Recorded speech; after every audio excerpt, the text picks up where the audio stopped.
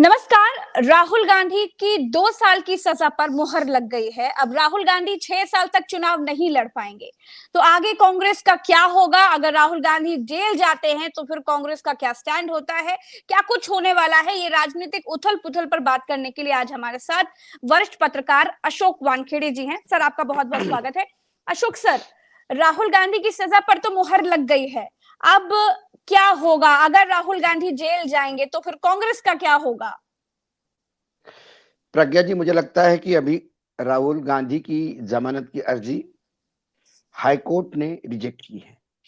हमारे देश में सर्वोच्च न्यायालय भी है। राहुल गांधी अब सर्वोच्च न्यायालय में अपील करेंगे।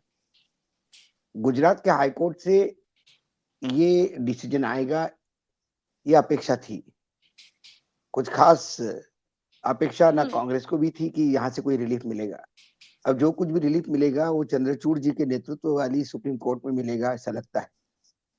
लेकिन आज निर्णय देते समय जो न्यायाधीश ने जो कुछ बातें कही हैं, उसको बड़ा ताज्जुब लगता है कि जब सर्वोच्च उच्च न्यायालय के सामने जब अपील में कोई केस आता है तो उन पॉइंट्स पे आता है जिन पॉइंट्स पे सुनवाई लोअर नहीं हुई। ऐसा यदि अपीलकर्ता का मानना हो तो उन बातों पे बात होती है।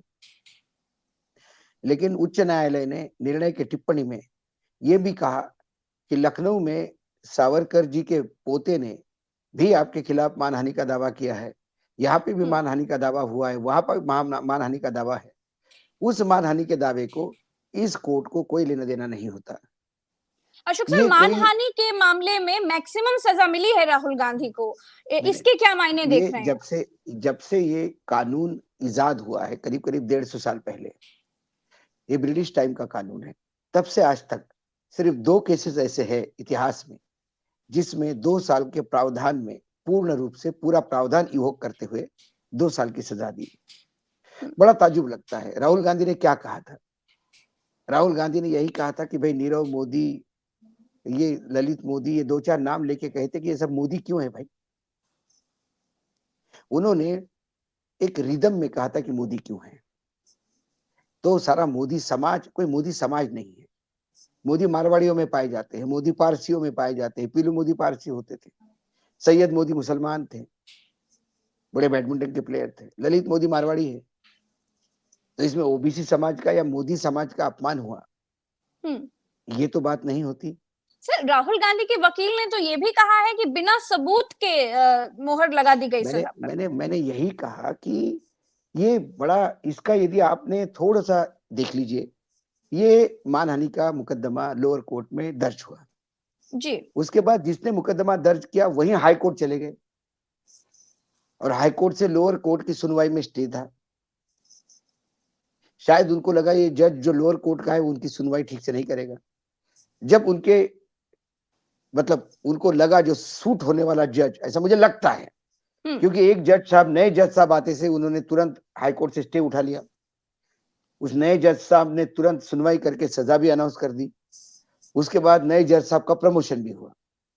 ये इतने सारे संयोग इकट्ठा नहीं हो सकते, ये संयोग नहीं है, इसको कड़ियों से जोड़ना होगा।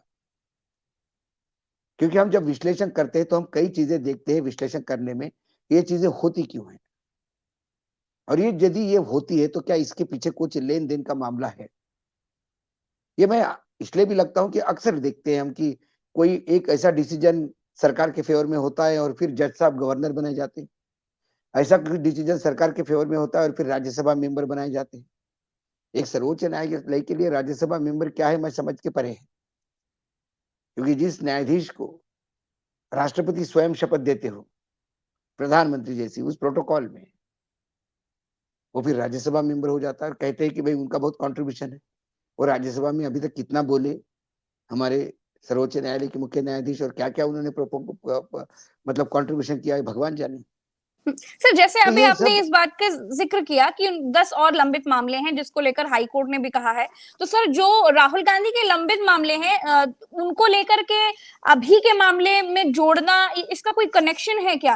यानी मैंने यही सावरकर वाला कहा जो मुद्दा कि है और अभी मानहानि का केस। हाई कोर्ट के सामने जब बात आती है, जब जी। हाई कोर्ट के सामने अपील में कोई चीज आती है तो हाई कोर्ट पूरा केस नहीं सुनता। जो अपील करता है उसको ये बताना होता है कि लोअर कोर्ट ने हमारे इन तथ्यों को निगलेक्ट करते हुए ये सजा दी।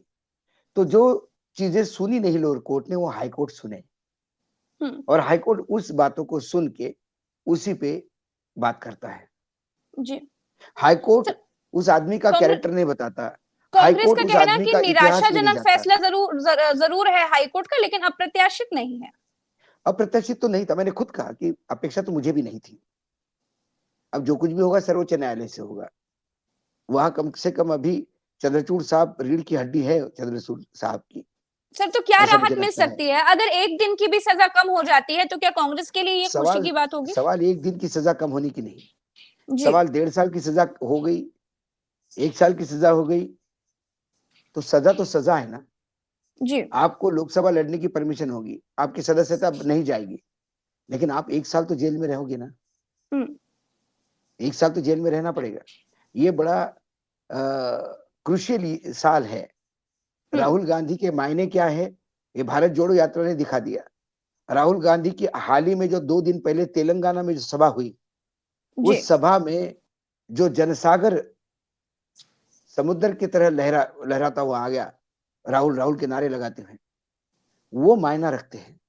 राहुल गांधी कांग्रेस के एक सदस्य हैं, ना कांग्रेस के वो किसी पद पे है, ना तो सांसद भी नहीं रहे। जी। वो एक सांसद के पुत्र है, उनकी माता सांसद है। राहुल गांधी तो कार्यकारिणी के भी सदस्य नहीं अभी। हम्म। राहुल गांधी कांग्रेस के मेंबर है, लेकिन राहुल गांधी कांग्रेस का चेहरा है, ये भी उतनी सच्चाई है। हम्म।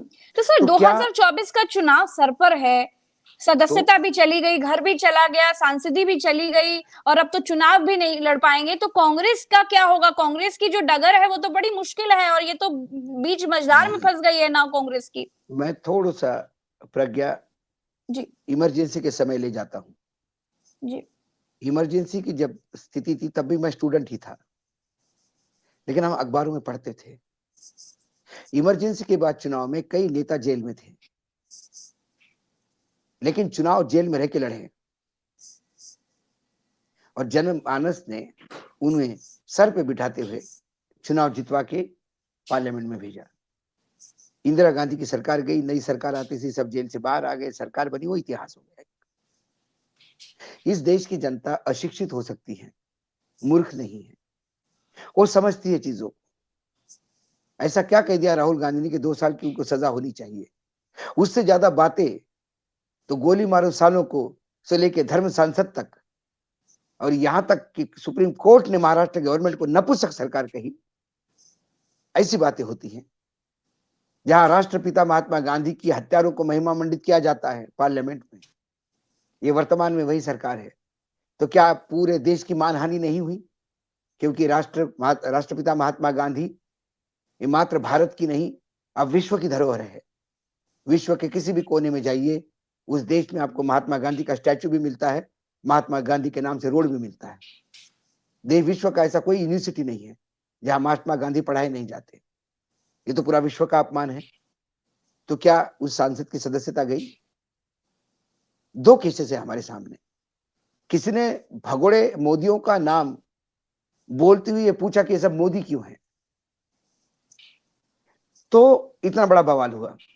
दूसरी ओर भारत की शान, हमारे राष्ट्र का मान बढ़ाने वाली हमारी बहनें, हमारी बेटियां जब कुश्ती का मेडल ले आती है, तो पूरा देश उनके सामने नतमस्तक होता है, उनको सर आंखों के बैठा के लाता है। उसी हमारी खिलाड़ी बहनों को पुलिस ने जूते से मारा है। उनका अन्याय क्या है? अपने हुए शारीरिक शोषण के लिए न्याय मांग रही थी। उनका शारीरिक शोषण करने वाला बाहर है, उसकी एफआईआर तक दर्ज नहीं कर रही थी पुलिस, उसकी एफआईआर दर्ज करने के लिए सर्वोच्च न्यायालय जाना पड़ा। सर, लेकिन अब राहुल गांधी सर्वोच्च के एक न्यायालय से वक्तव्य पे क्या राहत मिल सकती है कांग्रेस को? सर्वोच्च न्यायालय ने अभी तक जिस हिसाब से चंद्रचूड़ साहब के तहत जी। अध्यक्षता में, मतलब वो मुख्य न्यायाधीश है, अभी तक जितने फैसले आए, कम से कम इस देश का आम आदमी का विश्वास न्यायपालिका में जगा है। संविधान का एक तो खंबा, एक तो जो स्तंभ है, वो तो इतना मजबूत है, इसका विश्वास आम आदमी को है अभी। तो उसी विश्वास के साथ हो सकता है कि राहुल गांधी को कहे कि वार्निंग दे, हो सकता है कि राहुल गांधी की सजा थोड़ी कम करे, हो सकता है कि राहुल गांधी को माफी मांगने के लिए कहे, हो सकता है तो कि सर अगर राहुल राहुल गांधी की गांधी सजा। माफी मांग लेते हैं तो फिर क्या सजा कम हो सकती है या फिर रद्द हो सकती है क्या? सवाल यह है कि सर्वोच्च न्यायालय इसको कैसा लेता है। मुझे लगता है कुछ बातें हमें सर्वोच्च न्यायालय के लिए छोड़नी होगी। जी जी। कई बार इसके पहले भी राहुल गांधी ने किसी बात को लेकर सर्वोच्च न्यायालय के कहने पे माफी मांगी है और मामला रफा दफा हुआ है। माफी कईयों ने मांगी है। सर 2024 के माफी चुनाव में इसका क्या प्रभाव पड़ेगा आपके 2024 के अनुसार? चुनाव में तो यह प्रभाव पड़ रहा है। राहुल हम्म। गांधी जेल में भी जाएंगे तो बड़े हीरो होके बन जाएंगे। अच्छा। राहुल गांधी के सलाखों के पीछे वाले पोस्टर ही राहुल गांधी की यूएसपी होगा। हम्म। कांग्रेस राहुल गांधी के पोस्टर पे चुनाव लड़ेगी, क्योंकि सिंपैथी कैच करना सिर्फ बीजेपी को नहीं बाकियों को भी आता है। यदि हम्म। पुलवामा के अटैक को लेकर सर्जिकल स्ट्राइक होता है और इसको आप कैश करना चाहते हो, तो विपक्ष इतना मूर्ख भी नहीं है, वो भी चीजों को कैश करेगा, क्योंकि विपक्ष को भी रास्ता आपने दिखाया है। शरद पवार ने एक नोटिस को कैश किया, उद्धव जी। ठाकरे ने सिंपैथी पे कैश किया, अभी फिर शरद पवार सिंपैथी के लहर पे महाराष्ट्र में तुखाम मचा रहे हैं।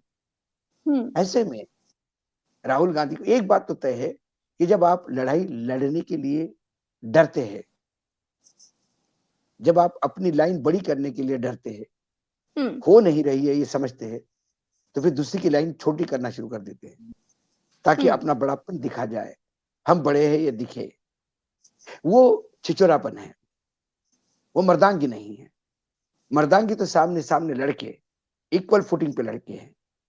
ये कौन सा हो गया भाई कि पहले भ्रष्टाचार के आरोप लगाओ, उसको जेल का डर दिखाओ, फिर वो आपके पार्टी में आएगा, फिर उसका मंत्री पद दे के स्वागत करो और फिर कहो कि देखो विपक्ष तो है ही नहीं।